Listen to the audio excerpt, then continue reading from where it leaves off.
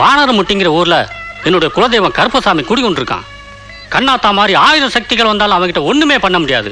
அவன் காவல் தெய்வம், காக்கும் தெய்வம். அவனை நம்பி சரணடைஞ்சவங்களை அவன் காப்பாத்தாம விட்டதா சரித்திரமே கிடையாது. நீ அங்க போய் முறையிடுதாயி.